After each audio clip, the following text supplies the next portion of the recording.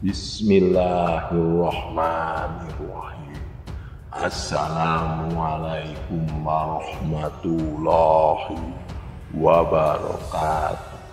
Sahabat Superpedia yang dimuliakan Allah, semoga kita selalu dalam keadaan sehat walafiat. Amin. Alhamdulillah dan terima kasih kepada yang sudah like dan subscribe. Semoga selalu dalam lindungan Allah dan dipanjangkan keberkahan umurnya. Di video kali ini kita akan menceritakan kisah inspiratif tentang perjalanan spiritual seorang tetangga yang sehari-hari tidak pernah melakukan sholat. Namun ia diundang untuk menunaikan umroh oleh tetangganya dan mengalami mimpi-mimpi yang mengubah hidupnya. Kisah ini menunjukkan bagaimana keajaiban pertobatan dapat meresapi hati seseorang di tanah suci Mekah, mencapai puncaknya dengan sujud terakhir di Masjidil Haram. Sahabat Superpedia, sebelum menyimak cerita ini, sempatkanlah menulis sholawat kepada baginda Nabi Shallallahu Alaihi Wasallam di kolom komentar sebagai tanda penghormatan kita kepada beliau. Allah Subhanahu wa Ta'ala berfirman dalam surat Al-Ahzab ayat 56, sesungguhnya Allah dan para malaikatnya bersolawat untuk Nabi. Wahai orang-orang yang beriman, bersolawatlah kamu untuk Nabi dan ucapkanlah salam dengan penuh penghormatan kepadanya. Mohon sahabat seiman semuanya untuk mendengarkan video ini sampai akhir agar tidak terjadi kekeliruan dan salah. Nama-nama dalam tokoh ini saya samarkan. Di sebuah sudut kota Kairo yang ramai, tinggallah seorang pria Mesir yang kita sebut Faris. Hidupnya sederhana dan penuh dengan rutinitas sehari-hari. Namun suatu malam kejadian tak terduga mengubah segalanya. Faris yang terlelap dalam tidurnya mendapat sebuah mimpi yang sangat nyata. Dalam mimpi tersebut, dia didatangi oleh seorang pria berpakaian serba putih yang tampak luar biasa berwibawa. Pria itu berkata dengan suara lembut namun penuh perintah, "Faris, ajaklah tetanggamu untuk pergi umrah bersamamu." Faris terbangun dengan nafas tercekat. Dia duduk sejenak di tepi tempat tidurnya, mengusap matanya dan mencoba menenangkan detak jantungnya. Dalam benaknya dia berpikir, ini pasti hanya bunga tidur. Dia merasa tetangganya yang kita sebut Hasim bukanlah tipe orang yang akan tertarik dengan urusan agama. Hasim dikenal sebagai pria yang keras kepala dan jarang terlihat menginjakkan kaki ke masjid.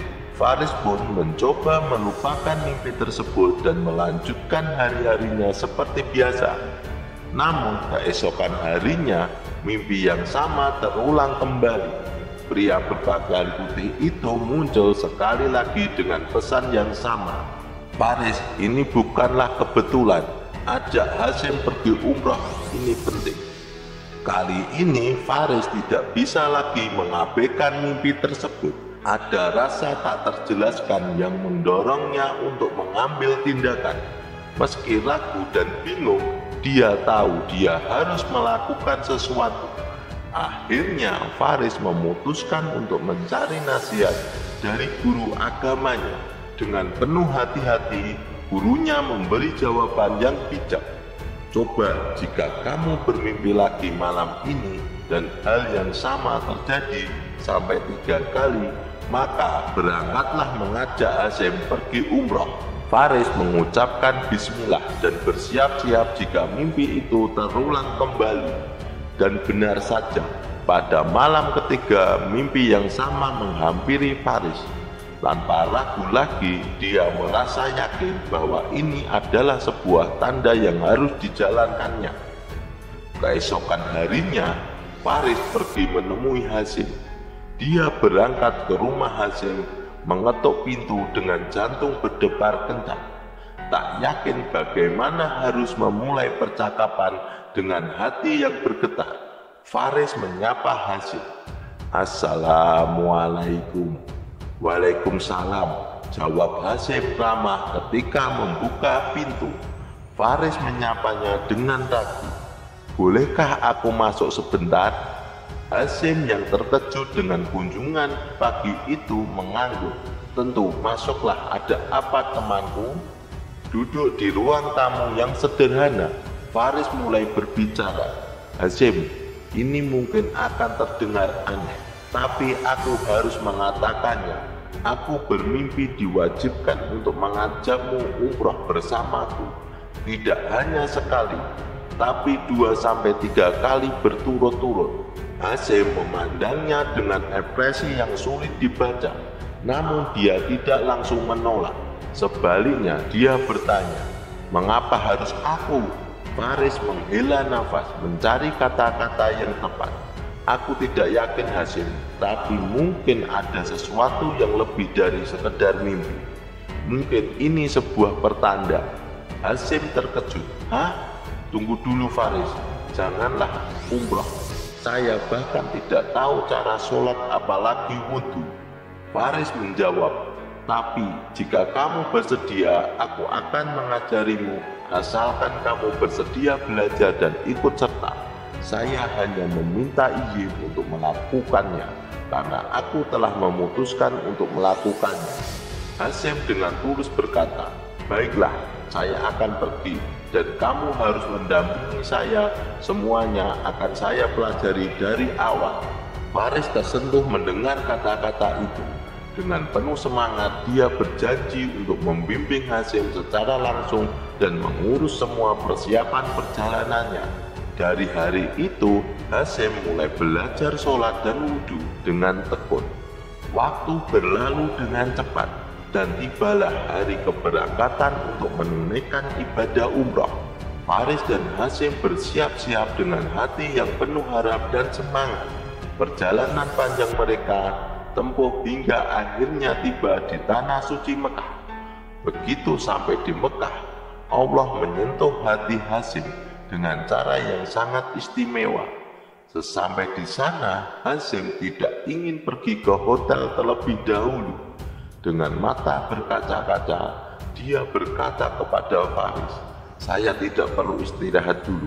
Saya sudah menghabiskan begitu banyak waktu dalam hidup saya dengan sia-sia. Hari ini saya ingin langsung memulai ibadah di Masjidil Haram."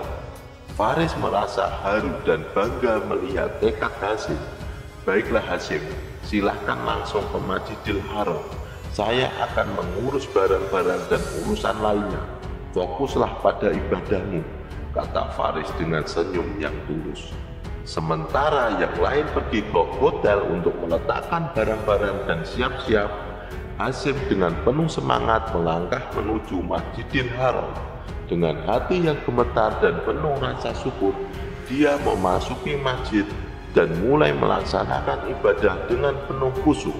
Waktu demi waktu, Hasyim merasakan kedamaian dan kebahagiaan yang belum pernah dia rasakan sebelumnya.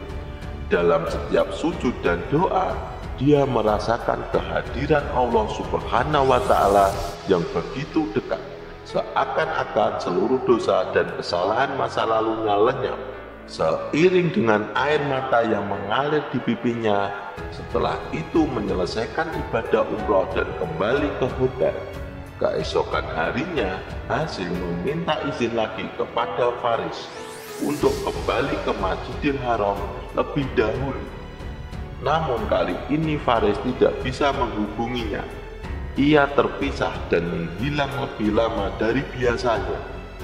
Khawatir Faris dan para jamaah mencari Hasyim di sekitar Masjidil Haram, takdir Allah berkata lain. Mereka menemukan Hasyim dalam keadaan sujud di Masjidil Haram, telah dipanggil kembali ke rahmatullah dalam keadaan sujud. Berita ini kemudian disampaikan kepada pengurus masjid yang mengizinkan jenazah Hasyim untuk disolatkan di tempat yang mulia tersebut. Di tengah jutaan jamaah yang sedang menjalankan ibadah mereka, melihat kejadian ini, Faris pulang dan memberi kabar kepada istri Hasyim bahwa suaminya meninggal di tanah suci Mekah dalam keadaan sujud. Dengan penasaran yang masih menghantui pikirannya, Faris akhirnya bertanya kepada istrinya, bagaimana bisa terjadi hal seperti ini? Bagaimana bisa Hasyim meninggal dalam keadaan sujud di Masjidil Haram? Istrinya pun menceritakan dengan penuh keyakinan, meskipun suaminya tidak pernah melakukan sholat sebelum diajak olehmu, dia memiliki hati yang baik. Dia telah berjanji untuk membagi separuh gajinya kepada seorang nenek setiap bulan dan selalu didoakan oleh nenek itu, semoga engkau husnul khotimah. Itulah satu-satunya doa yang terus dipanjatkan oleh nenek tersebut setiap kali menerima bantuan dari suamiku. Kisah kali ini kami rangkum dari sumber media, jadi kebenarannya belum pasti. Nama-nama tokoh ini saya samarkan dan saya edit sedikit biar lebih menarik ceritanya. Mohon maaf apabila ada kekeliruan yang terdapat dalam kisah ini, karena maksud dari video kali ini adalah agar kita dapat mengambil hikmah atau pelajaran penting dan senantiasa terjaga dari mara bahaya dan kekufuran. Semoga kisah ini bermanfaat. Yang benar datangnya dari Allah Subhanahu wa Ta'ala. Kekurangan dan kesalahan datangnya dari saya pribadi sebagai manusia biasa. Sampai jumpa di kisah selanjutnya. Saya akhiri. Wassalamualaikum warahmatullahi wabarakatuh.